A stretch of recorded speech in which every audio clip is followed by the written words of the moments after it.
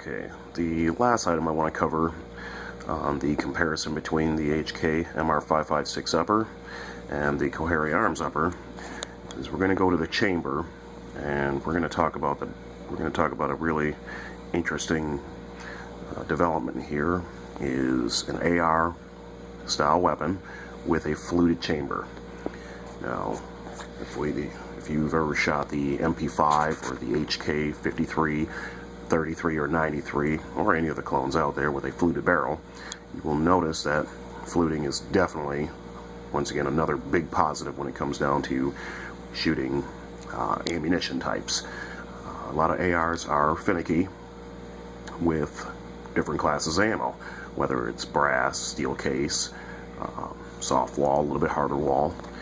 It is definitely a very big difference when it comes down to shooting ammunition. So we're going to look at the MR556, and as you can see, that is a smooth wall chamber, just like a lot of your standard ARs.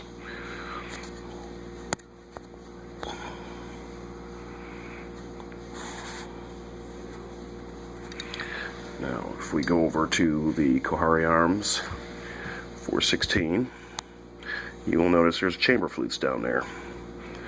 These chamber flutes are designed to alleviate the pressure around the casing.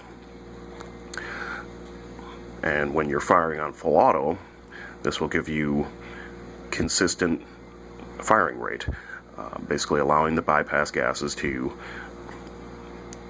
alleviate around the casing, ensuring positive extraction, consistent extraction. You will not have a lot of that variable fire as the gun goes into, if you were shooting this gun in full auto. In full auto, you will have the rate of fire increase and decrease as casings tend to slow down and hang up as they're being fired and extracted. Once again, another very big positive, as if you ever shot the 53s, the 93s, and the 33s, or even the G3, you'll notice that the chamber fluting is really crucial to these weapons. And basically another thing I like about this is you're not really ammo sensitive. You can shoot steel case, you can shoot soft wall brass, harder brass, because like anybody understands, there's a major difference in ammunition. No two ammunition manufacturers are the same. So definitely another positive when you're looking at, your smooth wall versus your chamber fluting. All around, another big positive. So for my overview here, I'm definitely going to have to say that the MR556, it just has an all-around heavy barrel. It's just a giant slug of metal, and your AR, you definitely want to keep that lighter. Going to the gas block, once again, it's just really heavy. They have a little lightning feature there, but not much. The Kohari Arms, once again, profiled with gas block. Definitely a lot of weight savings there. It's stainless steel, that's salt nitrided. Another big positive. So you have the M4 contoured barrel. When it comes to the piston ring issue, you're sliding this thing in. You really have no movement on this. No piston rings. Take your MR556 here. Just from the get-go, before you even pull this thing out, you can just hear it jiggling, and you can just see this thing move.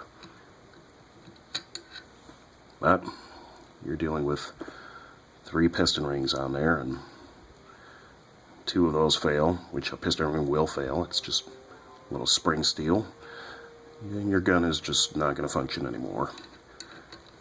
Not something I want to have happen. So I'm going to go to the carriers. nickel Teflon, self-lubricating. The other one's just Parkerized. No real protection. 9315 bolt. That is definitely hard. That's another great positive there. All around, the HK is a great upper. It's expensive, heavier than snot, 416. And then one thing also we're going to cover is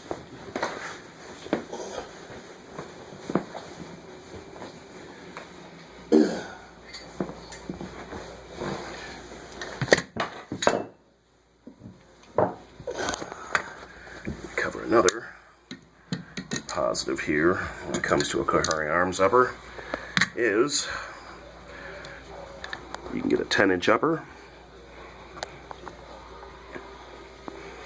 That's really awesome. And they also offer a 14.5-inch along with the 16-inch. That's 3 different barrel configurations. As to where your MR556, well, the only thing you're going to get is this 16-inch heavy barrel, and just short of that, if you wanted a 14.5 or a 10-inch, you'd have to get this one cut down or spend a fortune. So, a lot of positives here. And that wraps up my comparison between the MR556 and the Kohari Arms upper. Thank you.